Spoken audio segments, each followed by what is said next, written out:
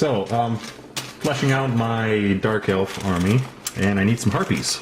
And Harpies available in the range completely suck. They're like 20-year-old models, and they look horrible, so making my own. This is a common basis for making Harpies, right here, the demonettes. And I got some bits off of eBay. I got wings from the gargoyle, the Tyrannid gargoyles, here. And I got claws. These are from Gene Stealers. Somewhere I saw or read that you can also use Wood Elf Dryad arms. They're like really branchy looking, like bony looking claws. I saw that somewhere, I can't remember where, but I wanted mine to look different. Also, you can actually use the pincers if you wanted, since they're armed with claws. I mean, technically those are claws, but I wanted something a bit more harpy looking. So, let's get to work here. First step is chop this up. So I built a few Harpies just to get an idea of what I was or what I wanted to do and see if it would work. And it worked and it didn't work. Here we go. Here is my first Harpy. Now the Gene Stealer claws that I got turned out to be just a bit too big. Gave her really big hands, which I thought would have been fine, having like oversized claws, but just looked too dorky. So I thought I was going to order some Dryad claws, but then I was just kind of fiddling around with the wings, and then I realized, you know what, I don't need claws. I could just put the wings on, excuse me, put the wings on and use those as the actual arms, because the wings have, you know, little claws on them anyway, and they're kind of like look kind of like bat wings now. So, boom, wasted money on the Gene Stealer arms, and I like this look. So we have this one here, and then we have another one, more of a jumping off pose. And third one I just finished. This is my Uhura Fan Dance tribute figure. So there we go. And now I'll build the rest and I'll show you exactly what I'm doing. Now the wings come like this from the gargoyles. Of course you gotta trim up the little extra bits here from the sprues. I'll do that a little nicer off camera. So there's this big chunk here that attaches to the gargoyle that doesn't fit with the Harpy conversion I'm doing, so just gonna clip that off there.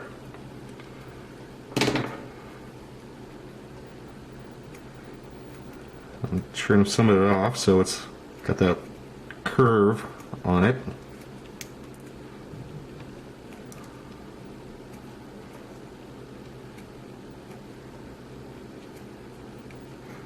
There we go.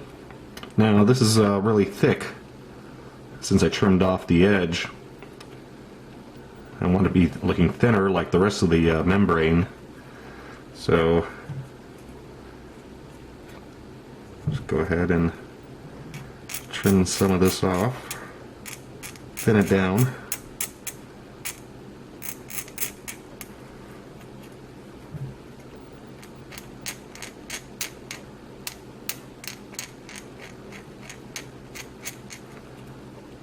There we go. That's easy. And we'll add a few little tears here and there.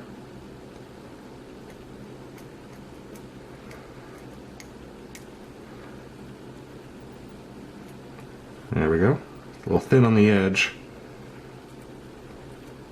And once I get this seated, I'll just give it a coat of plastic cement. And that will dissolve any of these little burrs that are on here right now.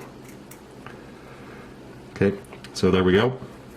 Now, to attach the wings, some of them I trimmed off part of the arm, just cutting where this little ribbing is, or cutting up to there. Since I don't have the rest of the figure planned out right now, I don't know if I'm going to be cutting that off for the next figure. Once I get the body based and I decide exactly what position I want to put him in, I will decide. So I'm doing some repositioning work on the legs, and it's fairly simple. I don't think I've converted that much plastic now, come to think of it. I'm trying to do it the hard way because I'm used to metal. So, but anyway, fairly simple converting all the legs. Just have to cut it either with a saw or the knife, and then cut a wedge out from whichever way you want to bend it. I cut out a wedge in the back here and just glued it back in place. And this one was a little nasty. It's going to take some putty work to clean that up. And I did the same thing to the ankle here. So she's positioned. I was planning to have her like in more of a different position, but you go with what the model is already set up with. So anyway, now with the wings, this one's going to fit in fairly nicely. You want a flat surface to attach the wing to. So this arm, I'm going to have the wings painted back on this one, pointed back. So this one is already in the back here, the flat surface. This one I had to do a little trimming off of to get it done. Some of the other ones took a bit more trimming. Where's like here, since both of these arms were down, I had to cut away more of it and to create more of an armpit look, and it's going to take a lot more putty getting this one cleaned up. But attaching the wings, there's two ways of doing it. This is simple because I got a nice, decently sized surface to glue it to. So take some of my super strong tin axe here.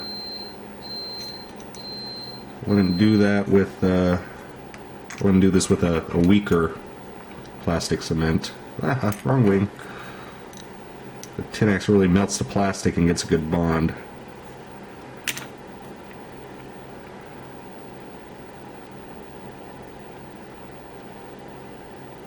That's about right. I just got to hold this here for a minute. Now the other way to do this, which I did do on some of the other figures, is to drill holes and pin them in. That's the second option. Pin them in with super glue, and that gives you a bit more options with the wing position. Since you have the pin, you can just bend it to the position you want, and then it's just a bit of putty to clean up the area.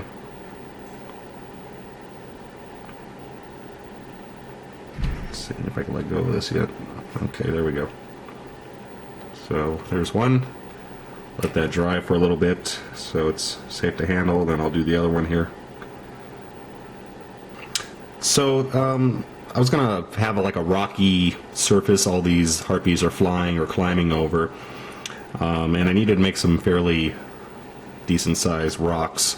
Haven't used too many of them yet. I just did a little one here. The second rank, I'm going to make more flying models with wires going into their feet and flying over rocks. So I needed rocks, and so this is about the cheapest way you can make rocks. I have some plaster of Paris, and I simply found some various plastic shallow dishes, specifically what I use for like the tops of Tupperware or my Daisy sour cream. I just poured some plaster of Paris into that, let it dry, pop it out, and I got this, which actually makes a really cool coaster. But anyway, to make rocks, you just take, trying to find a smaller piece here, it's already broken. This one's fairly thick, so the thinner ones you can use your hands on, the thicker ones not so much. Wait. There we go, so we got this here, and we could trim it down a little bit.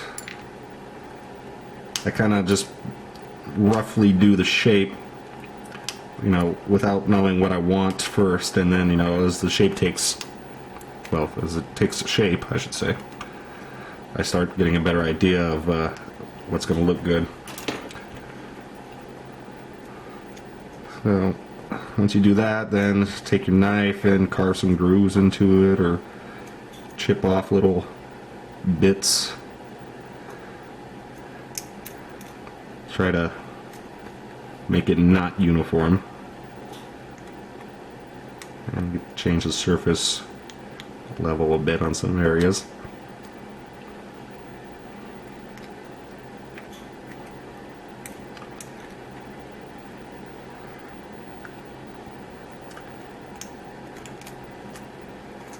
So there we go. Boom. We made a rock. And plaster Paris is cheap stuff, so you can get, you know, tons of rocks out of this.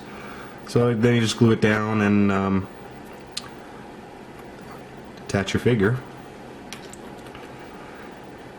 Now I'm probably going to do some stepped rocks because I want to do some slate. So I also did some thinner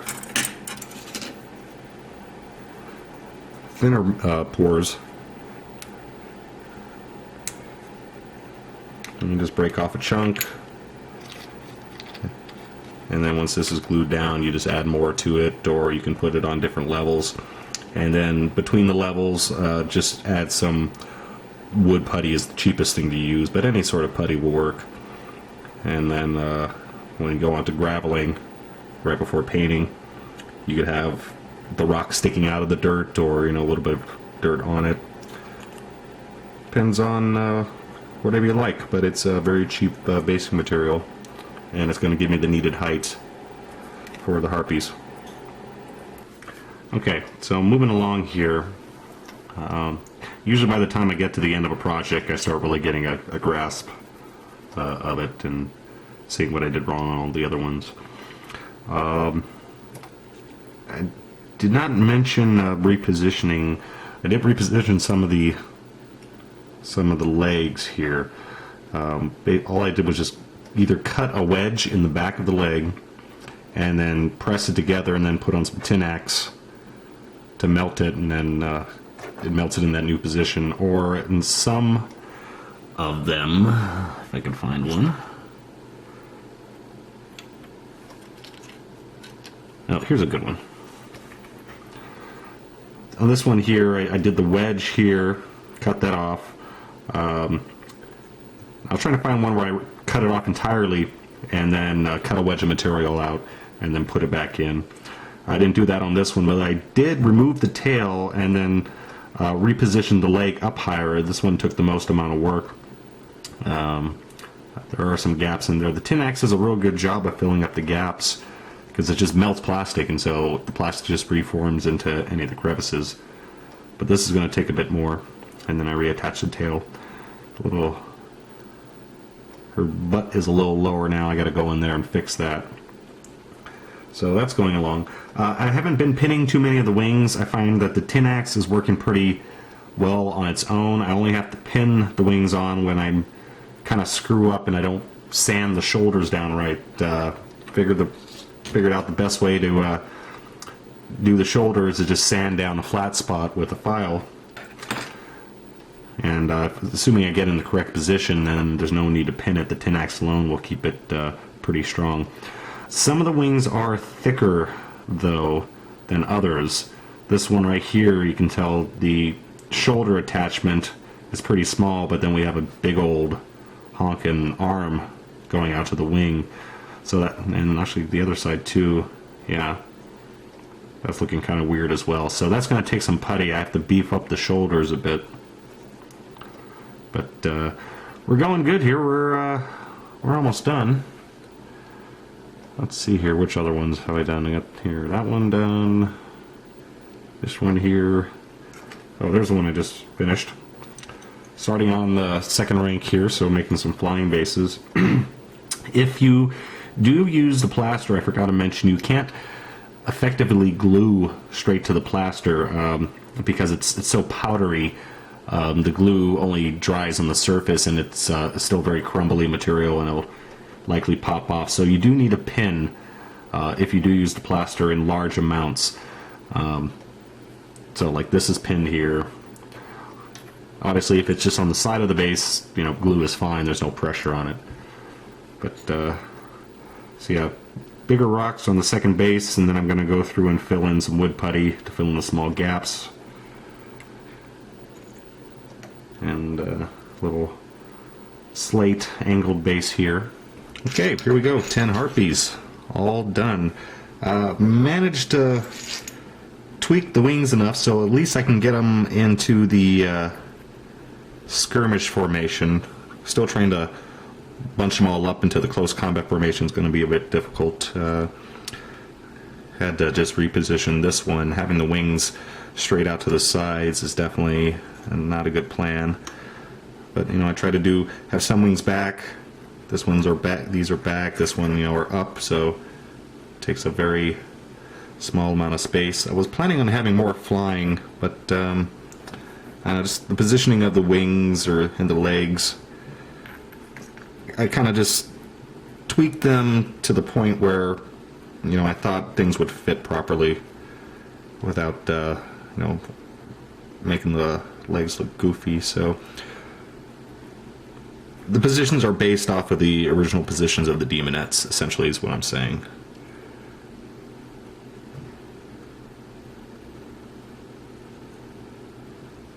So they're all done. I still have to go through and putty up a few little rough areas, like here. That joint's not that great. So there we are. All right, roundup, because some of the stuff I said was incorrect, and I don't know how this video is being edited right now. Pinning the wings on, which I initially thought I was going to do it that way, turned out not to be necessary. I only did it on one figure. The tin axe melts enough plastic to the point where the bond it creates is it's like a solid piece. You know, this is just tin axe, and that's not going to come off ever. So that's good. Positioning of the legs, fairly easy. Just cut off a leg and cut a wedge of material out, and then put it back on with tin axe again. Since it melts the plastic, it helps to fill in the gap as well. One thing I haven't decided on is the positioning, because I make my own movement trays, and I'm not sure how to run these. I was planning on doing a unit of 10 and then having 2 ranks of 5, but in the skirmish formation that would be 9 models wide, because there's a base in between each model, ½ an inch, and that's a ½ an inch. So I mean, this is how wide it's going to be. This is a bit unwieldy. I should check the rules. I don't know if skirmishers have the free reform rule or not, so then I could you know, fly more of a block. But so I don't know what to do about the movement tray, because I definitely have to make a movement tray for them, since I have to put magnetic basing on them, since some of them are a bit you know, top heavy. So if you have any ideas, let me know how you guys run them. If you do like 2 groups of 5 and then have like 3 and then in the first rank and then 2 in the second, or all in one rank. I'm not sure what to go with. And then I'll decide if I'll do the in-between bases like I originally planned, just putting some rocks on some empty bases and then putting those in between, and then when they move into close combat, just counting the empty rocks as a harpy, so that way I don't have to try to squish the unit together. But we shall see. Alright, so putty work, gravel, give them a coat of some softer, less powerful plastic cement to clean up any burrs, and we'll be ready for primer and paint. Thank God. Now I can clean up my desk. I got cocaine all over it. Look at that. Ugh.